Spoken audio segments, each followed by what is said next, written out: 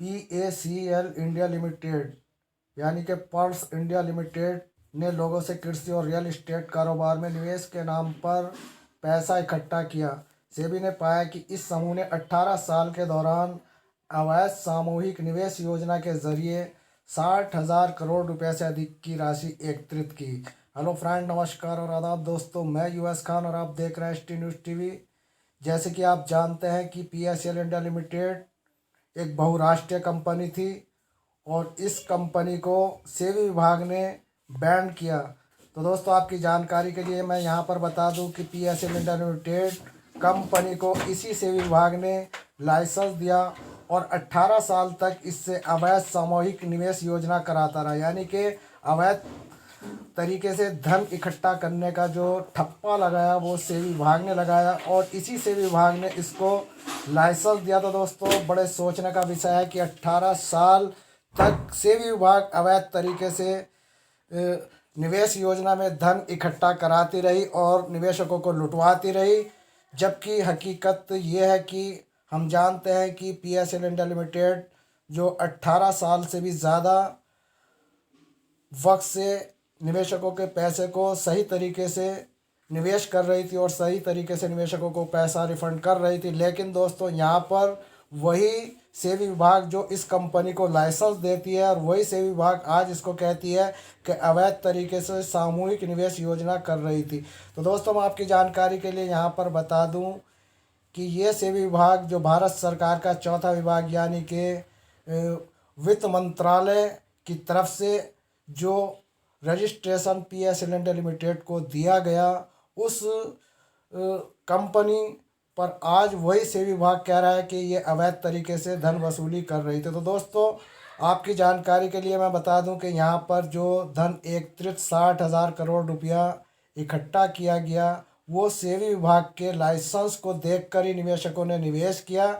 यानी कि भारत सरकार की इसमें पूरी पूरी साझेदारी यहाँ पर दिखाई गई है। लेकिन दोस्तों, विडंबना की बात यह है कि आज वही 18 साल के बाद सेबी विभाग इसको कहता है कि अवैध तरीके से धन निवेश योजना कर रहा था। तो दोस्तों, आज मैं आपके लिए जो ये जानकारी लेकर आया वो RM लोढ़ा से रिलेटेड है। जैसे कि आप जानते हैं कि सेबी विभाग से 6 महीने के अंदर PACL इंडिया लिमिटेड के निवेशकों को पैसा नहीं दिया गया था और सुप्रीम कोर्ट ने ये सब देखते हुए अपनी तरफ से एक कमेटी नियुक्त की थी। जी हाँ दोस्तों, रिटायर्ड जजों की एक ऐसी कमेटी नियुक्त की गई थी जिसके अध्यक्ष RM लोढ़ा जी हैं। जी हाँ दोस्तों, RM लोढ़ा की अध्यक्षता में ये कमेटी गठित की गई थी और निवेशकों का पैसा देने की एक प्रक्रिया इस वक्त जो चल रही है वो RM लोढ़ा की देख रेख में ही चल रही है। तो दोस्तों, हम आपको एक ऐसी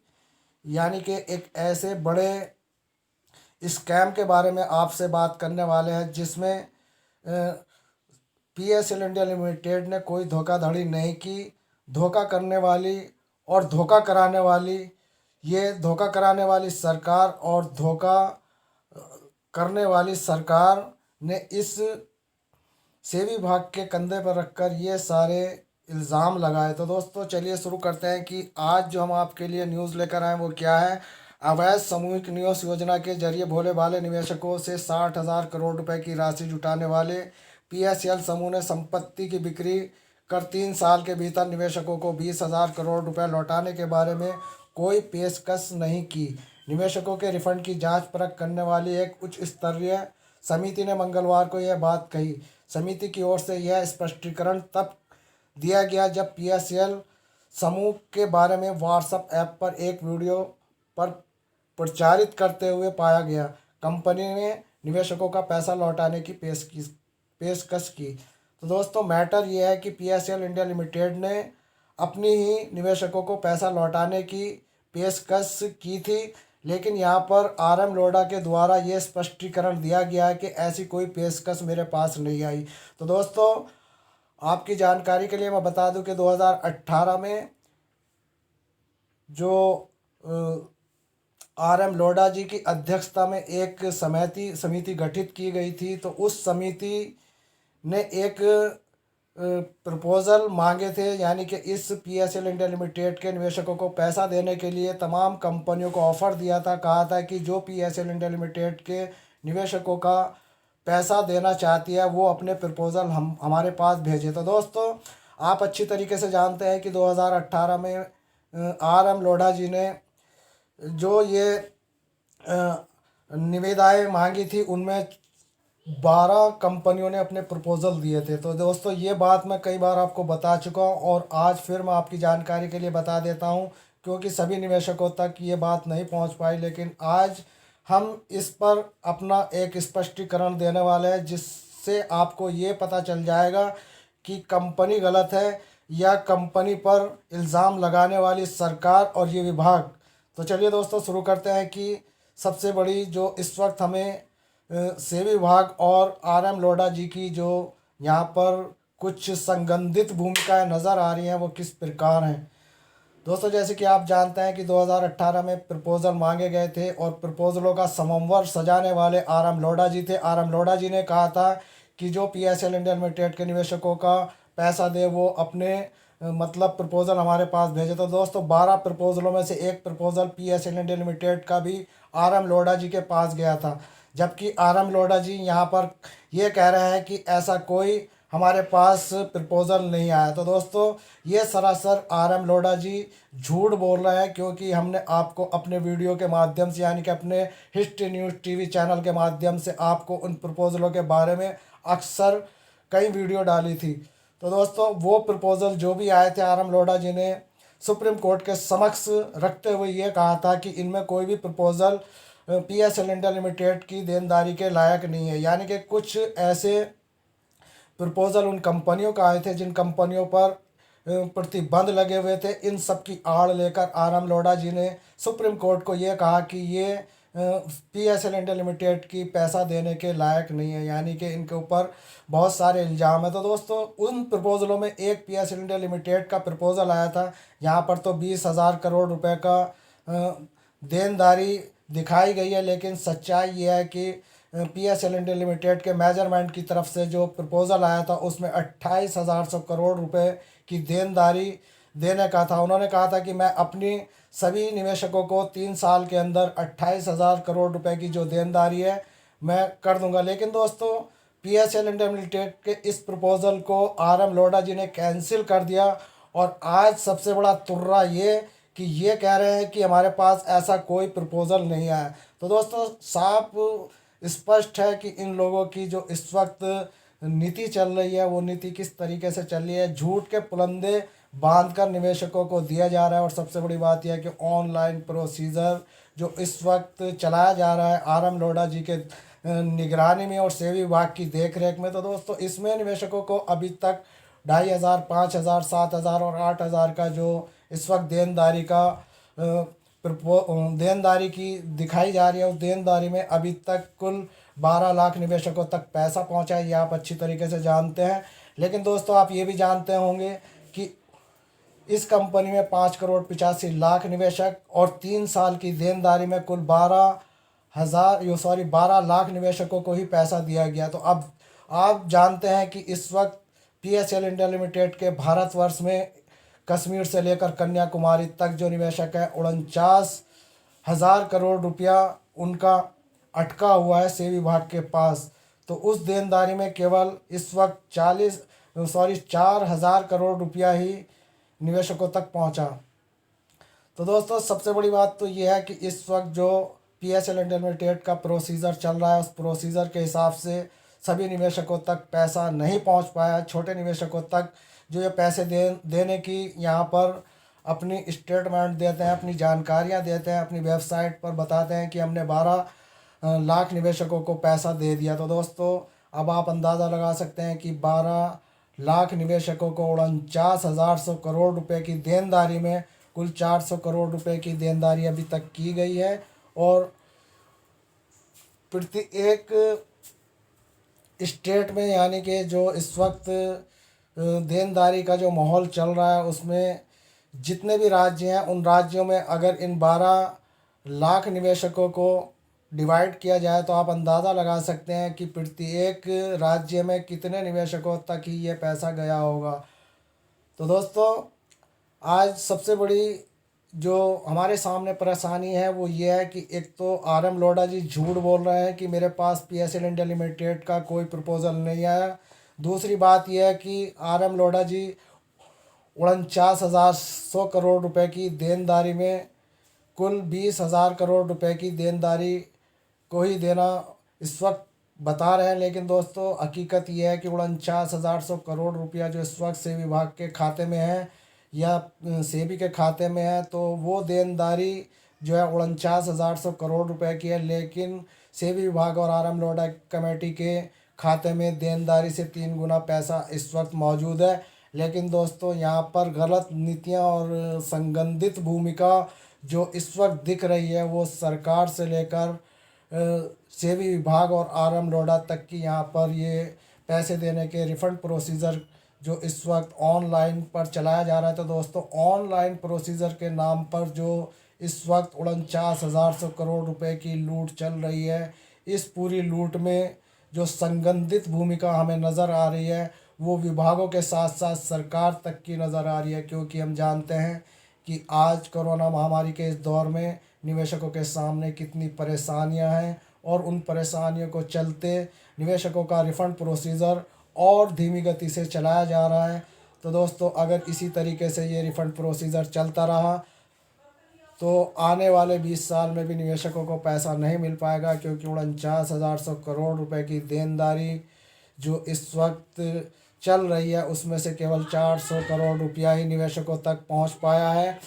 तो दोस्तों, इस वक्त जो ये हालात सेबी विभाग और आर एम लोढ़ा जी के चल रहे हैं, जिस पर झूठ पे झूठ आर एम लोढ़ा जी यहाँ पर पेश कर रहे हैं और निवेशकों को गुमराह करने वाले अपने स्टेटमेंट यहाँ पर दे रहे हैं, तो इससे इनकी भूमिका पर सवालिया निशान यहाँ पर लगता नज़र आ रहा है। और P S L India limited के निवेशकों के माथे पर एक बार फिर से चिंता की लकीर उभर आई है। क्योंकि निवेशकों को बहुत ही आशा थी कि आर एम लोढ़ा जी और सेबी विभाग निवेशकों का निपटारा कर देंगे। लेकिन दोस्तों, हमारे यहाँ कहावत है कि आसमान से गिरा और खजूर में अटका, वही कहावत यहाँ इस वक्त दिखाई दे रही है कि 49,100 करोड़ रुपए की देनदारी में इस वक्त केवल निवेशकों को कुल 400 करोड़ रुपया ही बांटा गया है, और वो भी 3 साल की इस लंबी चल रही प्रोसीजर प्रक्रिया में। तो दोस्तों, आज की न्यूज़ में हम आपसे यही बताना चाह रहे थे कि यहाँ पर आर एम लोढ़ा जी जो इस वक्त ये कह रहे हैं कि P S L India limited ने हमें कोई इस तरीके का प्रपोज़ल नहीं दिया, तो दोस्तों इनका कहना बिल्कुल सरासर झूठ है और गलत है। तो दोस्तों, हम बात कर रहे थे प्रतिभूति एवं न्याय बोर्ड सेबी की। एक व्यक्ति में उन्होंने कहा कि लोढ़ा समिति ने कहा कि उसे यह जानकारी मिली है कि व्हाट्सएप ऐप पर एक वीडियो जारी किया गया जिसमें बिजनेस चैनल की एक रिपोर्ट दिखाई जा रही है। तो दोस्तों, ये बिजनेस चैनल पर जो रिपोर्ट दिखाई जा रही है ये बिल्कुल सरासर सच है, इसमें कहीं से कहीं तक कोई झूठ नहीं है। और ये भी हकीकत है कि दुनिया का सबसे बड़ा जो स्कैम यानी कि जो सबसे बड़ा घोटाला किया गया है चिट फंड कंपनी में, वो केवल सरकार की गलत रणनीतियों के तहत किया गया है। क्योंकि सेबी विभाग ने जो यहाँ पर लाइसेंस दिया गया और लाइसेंस देकर साल के साल कंपनी का क्लोज किया गया, हर एक लेखा जोखा इन पर साल के साल जाता रहा। उसके बावजूद भी यहाँ पर इनका ये कहना कि इन्होंने 18 साल तक अवैध तरीके से सामूहिक निवेश योजना चला रखी थी। तो दोस्तों, इसको चलाने वाले कौन थे? चलाने वाले और चलवाने वाले यही सरकार थी, यही विभाग थे। आज यही विभाग ये कह रहे हैं कि ये गलत तरीके से चला रहे थे। तो दोस्तों, हम इस बात को नहीं मानते कि ये गलत तरीके से चल रही थी या सही तरीके से चल रही थी। इस बात से हमें कोई लेना देना नहीं है, हमें लेना देना है सेबी विभाग से। क्योंकि सेबी विभाग ने क्यों लाइसेंस इसको दिया, और अगर लाइसेंस दिया तो लाइसेंस देने के बाद इस पर जांच प्रक्रिया 18 साल के बाद चलाने का क्या मतलब है? जबकि P S L India limited पर साल के साल जो क्लोज होता था उस पर पूरा लेखा जोखा सेबी विभाग के पास जाता था। यहाँ तक कि एक मामूली से एजेंट का टीडीएस भी कट कर इस भारत सरकार के राजकोष में जाता था। तो दोस्तों, आज यही सरकार यानी कि एक कहावत है कि जब खेत को खेत की बाड़ी खा जाए, तो दोस्तों आज वही कहावत यहाँ पर सच होती नज़र आ रही है।